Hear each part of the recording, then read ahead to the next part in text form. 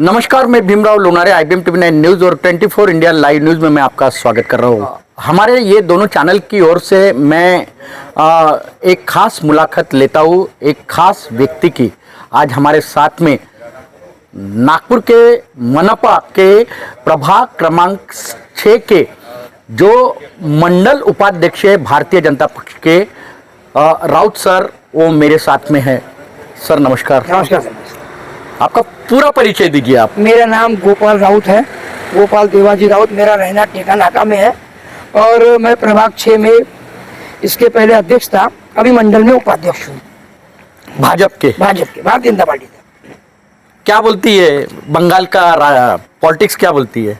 बंगाल की पॉलिटिक्स ऐसी है कि वो जो भाजपा दुनिया में जो काम कर रही है उसका नेतृत्व जो हो रहा है मोदी जी के अंतर्गत, और आज पूरे भारत में भाजपा की जो कार्य जो कर रहे हैं, पूरे देश में जो विकास हो रहा है, उस विकास को देख के हर इंसान को लगता है कि अपने को भाजपा के साथ जुड़ना चाहिए।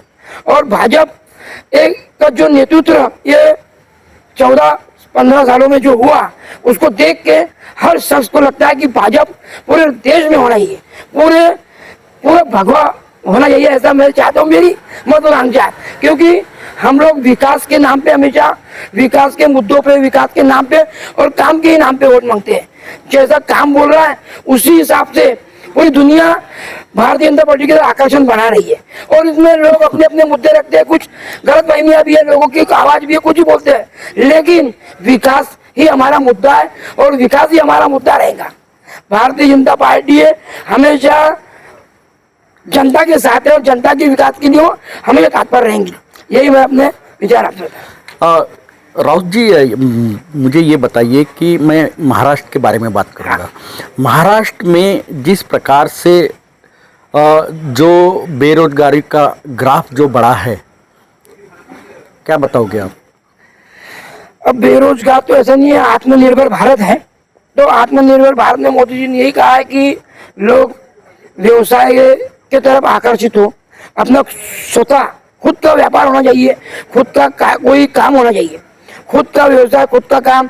इसके लिए हमने कम से कम कई योजनाएं लाई है। उस योजना के अंतर्गत जिनके पास में व्यवस्था नहीं है, व्यवस्था बैंक लोन पर हर चीज की व्यवस्था की गई है कि सशक्त भारत और मतलब शक्तिशाली भारत हो। शक्ति और जो अपने यहाँ पर कभी ऐसा रहा है, सारे लोगों को अगर नौकरी की तरफ भी आकर्षित रहेंगे, सब अगर नौकरी मांगेंगे तो बाकी ये काम कौन करेंगे? ये जो जीवन है वो सब एक मेक के ऊपर पारू होता है। तो सब लोगों ने नौकरियों की तरफ भी आकर्षण ना बढ़ा है, व्यवसाय की तरफ बढ़ा है। जिसका जितना टैलेंट है उसको तो नौकरियां मिल रही है। हाँ, रही बात बेरोजगारी की, अब सब रोजगार सबको मिले ऐसा भी नहीं है। कुछ लोगों को रोजगार मिल भी रहा है, नौकरियां मिल रही है, लेकिन लोग स्टेबल है इसके लिए। आपने कहा कि महाराष्ट्र में व्यवसाय की ओर जाना चाहिए। हाँ। लेकिन गरीब जब व्यवसाय के लिए अप्लाई करता है तो बैंक जो है उन्हें लोन नहीं देती, सिर्फ उद्योगपति और जो उनके खास लोग रहते उन्हीं को लोन देती। गरीब बेचारा, उसकी चप्पल घिस जाती लेकिन उसको लोन नहीं मिलता, उसकी फाइल जो है वही लटकी रहती। उसका कारण ऐसा है, बहुत से कारण है। अब जब से लोन की प्रक्रिया आई है तब ये हो रहा है, उसमें किसी का सिविल डाउन है, किसी कुछ है, ऊपर से लोग लोन भरते नहीं है। सरकार ने इतना मैं फ्रेश जो बेरोजगार है मैं उसकी बात कर रहा हूँ, जो बेरोजगार है मैं उसकी बात कर रहा हूँ। बेरोजगारों को श्रम योजना आई हुई है, लोन नहीं मिलता ना, तो उसके ऊपर उसका लोन क्यों नहीं मिलेगा? सिविल अच्छा है ना उसका, पहली बार लोन ले रहा हूँ। प्रधानमंत्री आवास योजना में कई लोगों को लोन दिए।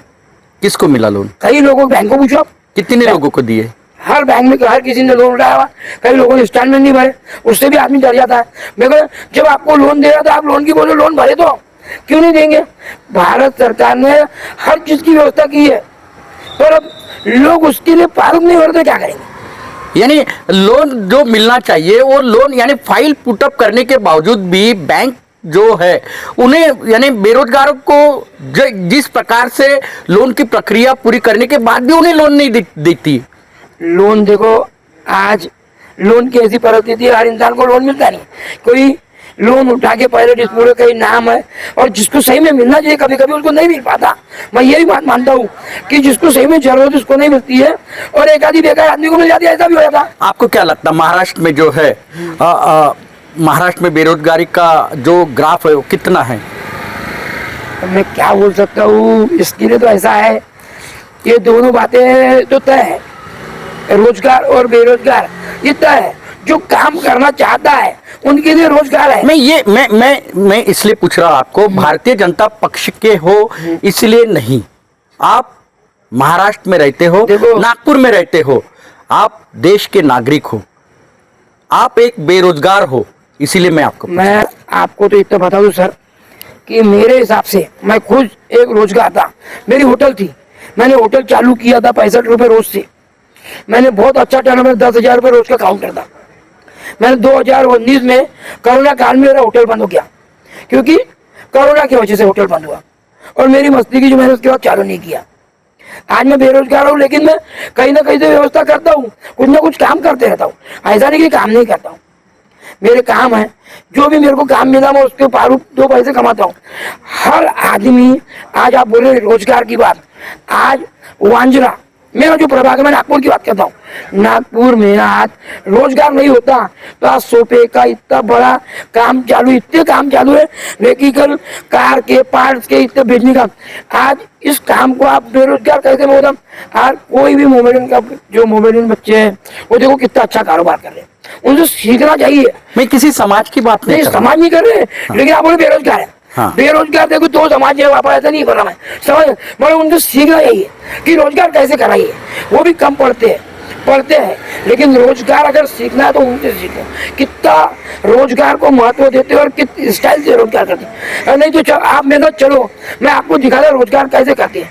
आज घर बना बांधकाम से लेके हर प्रकार के आप भी उत्तर नागपुर में रहते? उत्तर नागपुर में रहता हूँ। उत्तर नागपुर में देखिए कितना ग्राफ है बेरोजगारी का। बेरोजगारी कहाँ से लोग आए, पानठेले लगा के पानठेले, चाय की दुकानें, नाश्ते, रोजगार नहीं है। ई रिक्शा चला रहे हैं, थोड़ा ऑटो चला रहे हैं बच्चे, आपको मालूम है गडकरी साहब ने कितना बड़ा रोजगार दिए, आदमी 1000। लेकिन ई रिक्शा के लिए भी लोन नहीं मिलता ना, और लोन नहीं, आज लोन उसके लिए मिला, लोन लोगों ने अपनी व्यवस्था करके भरे नहीं बराबर, नहीं तो लोन लेके देने के बावजूद भी ई रिक्शा मालक जो है, हाँ। जिनकी शॉप है, उन्होंने उनको दिहाड़ी पे दिया, फ्री ऑफ कॉस्ट पे दिया, मतलब आप रोज के 300 रुपए दो, ऐसा बोल के दिया।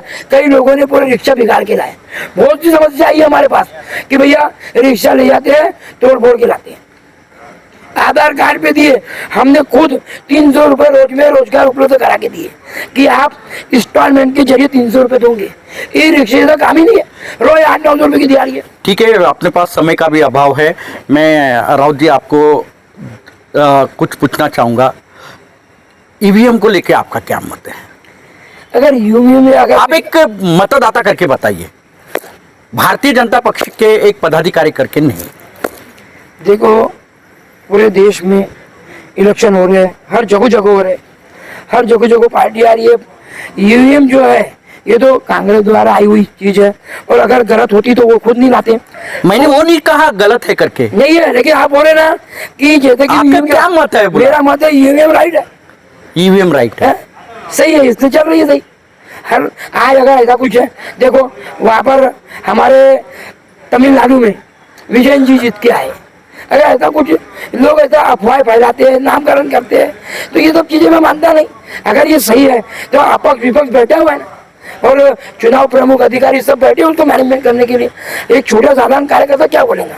वो तो राइट है तो राइट है। महंगाई क्या बोलती है? महंगाई तो बहुत चरम पे है, महंगाई के विषय में तो बहुत महंगाई है। आज जो सिलेंडर की मार लोग झेल रहे हैं ये युद्ध की वजह से, लेकिन ये युद्ध की वजह से इतनी तकलीफ गरीब लोगों को तकलीफ है नहीं। अभी तो युद्ध ठीक है, अभी चालू युद्ध हुआ, ठीक है, फिर लेकिन उसके पहले से महंगाई अपने चरम पे है, इसमें कोई गरीब क्या करेंगे? अभी क्या खाएंगा? मेरे को इस विषय पे बहुत चिंतन है। तो इसको जिम्मेदार कौन है? इसके जिम्मेदार शायद हम ही है, जो अपना आगे का भविष्य नहीं सोचा, ऐसा बोल सकता हूँ। एक जमाना था, स्मृति ईरानी जी सिलेंडर के दाम बढ़ गए थे तो आंदोलन की थी, लेकिन अभी सिलेंडर के दाम देखिए गृहिणी जो है हमारा बजट बिगड़ गया है और गृहिणी के मैं आंखों में इसका दोष कंपनी वालों पानी है, आंखों में आंसू है उसके। मैं इसका दोष कंपनी वालों को तो सरकार को समझ नहीं रहा। कारण सिलेंडर महंगा जरूर हो गया, ब्लैक मार्केटिंग बढ़ गई है। जो 11,000 को मैं ब्लैक मार्केटिंग की बात नहीं कर बता रहा हूँ, महंगा हो गया। दाम जो बढ़ गया उसके बारे में बोलिए आप। दाम तो ऐसा कौन जिम्मेदार है इसके लिए?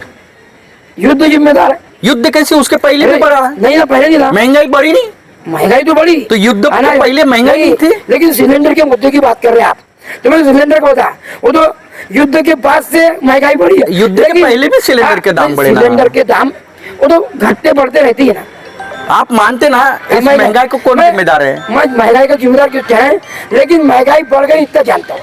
कौन जिम्मेदार है? मैं गरीब, कौन जिम्मेदार है? जिम्मेदार मैं खुद हूँ। मैं खुद जिम्मेदार कि मैं अपने परिवार का भरण पोषण करने के लिए उतनी व्यवस्था नहीं कर पा रहा हूँ, और आदमी की इच्छाएं बढ़ती जा रही।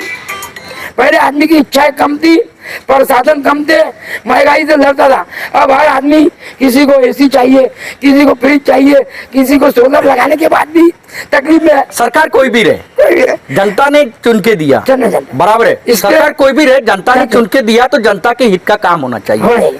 आप ये मत के है कि नहीं है? तो फिर महंगाई को क्या बोलोगे आप? महंगाई को कंट्रोल करने की कोशिश है। आज इतना फ्री अनाज दे रहे, फिर भी बोलते महंगाई है।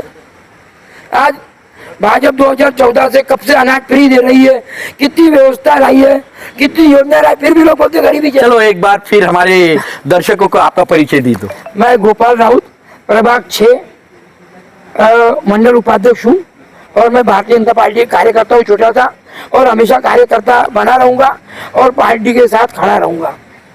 जय हिंद, जय भारत। गोपाल राउत जी जो है एक सोशल वर्कर है। चुनाव प्रभाग के चुनाव में भी वो कुछ साल पहले खड़े थे, लेकिन किस्मत की वो नगर सेवक नहीं बन पाए। एक छोटे व्यापारी है, लेकिन उन्होंने एक कहा है, बेरोजगारी के लिए सरकार और जनता ये दोनों जिम्मेदार है, ऐसे कहना गोपाल राउत जी का है। मैं बताना चाहूँगा, अगर देश में सरकार कोई भी रहे, वो कांग्रेस की रहे, भाजपा की रहे या किसी की भी रहे, जनता अगर चुन के अगर देती है तो जनता की सरकार ने सुनना चाहिए, और जनता क्या कहती है उस प्रकार से देश चलाना चाहिए और राज्य चलाना चाहिए। आप देखते रहिए IBM TV9 news 24 India live news. हमारे चैनल को लाइक कीजिए, सब्सक्राइब कीजिए, आइकॉन बेल बटन दबाना ना भूले। धन्यवाद, नमस्कार।